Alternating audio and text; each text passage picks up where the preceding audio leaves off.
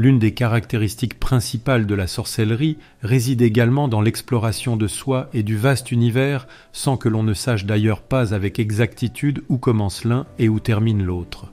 On peut citer quelques pratiques comme le scrying, qui permet de percer du regard le voile entre réalité ordinaire et non ordinaire, par l'intermédiaire de la contemplation d'un miroir d'obsidienne, d'une boule de cristal, d'éléments naturels comme le feu, les nuages, l'eau, la roche, ou le monde naturel en général. Les images perçues peuvent être interprétées comme des éclats tantôt flous, tantôt précis, d'un monde parallèle à notre réalité prosaïque et quotidienne, ou bien comme des projections de notre conscience. L'une et l'autre interprétation ne se contredisent pas forcément, car le sorcier sait que son monde intérieur est le reflet du monde des esprits. Le microcosme contient le macrocosme. Il est vrai, sans mensonge, certain et très véritable. Ce qui est en bas est comme ce qui est en haut, et ce qui est en haut est comme ce qui est en bas, pour faire les miracles d'une seule chose, dit la table d'émeraude. Dans la pratique évocatoire, le sorcier pourra rencontrer et converser avec les esprits qui se manifesteront devant lui, dans le miroir ou la boule de cristal. Une fois encore que ces esprits soient de réels esprits indépendants du sorcier ou des projections d'aspects de sa personnalité, n'enlèvant rien l'intérêt de telles pratiques qui dévoileront toujours des pans d'une réalité, extérieure ou intérieure, plus profonde que la réalité quotidienne. Le voyage chamanique est une pratique qui permet de voyager par la transe dans l'autre monde et ses nombreux royaumes. Que la transe soit induite par des substances antéogènes ou par le rythme du tambour, le voyage est accessible à tous. Il faut en effet se départir de l'idée que les pratiques sorcières sont réservées à une petite minorité.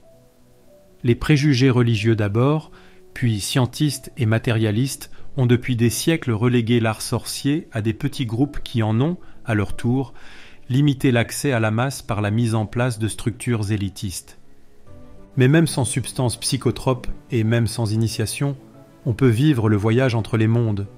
De plus en plus de personnes s'élancent à la découverte des espaces intérieurs infinis où l'on rencontre animaux de pouvoir, esprits guides ou esprits étranges dans des cadres parfois dignes des plus beaux films de science-fiction ou de fantasy.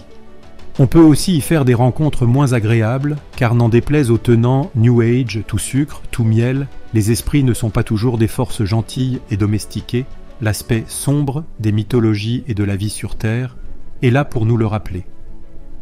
Là encore, on peut se poser la question, le chaman qui voyage en état de transe légère ou profonde, explore-t-il les faces cachées de sa psyché ou explore-t-il un monde extérieur à lui ? L'esprit rationnel pense qu'il y a une opposition dans les réponses possibles à cette question. Mais peut-être faut-il se libérer d'un esprit trop rationnel. On ne saurait mieux le dire que le gnostique Nicolas Berdaïev. L'homme est un petit univers, un microcosme. Telle est la vérité fondamentale de la connaissance, prénécessaire à l'existence même de la connaissance. L'univers peut pénétrer l'homme, être assimilé à lui, atteint et connu.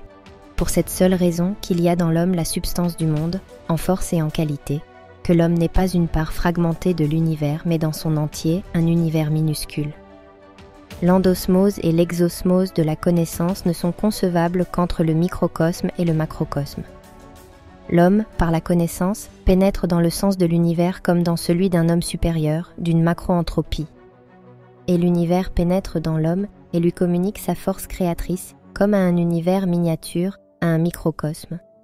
L'homme et le cosmos échangent leurs forces d'égal à égal. Merci pour ton écoute. Abonne-toi pour des vidéos régulières sur la Chaos Goetia, la sorcellerie de la main gauche et la résistance spirituelle.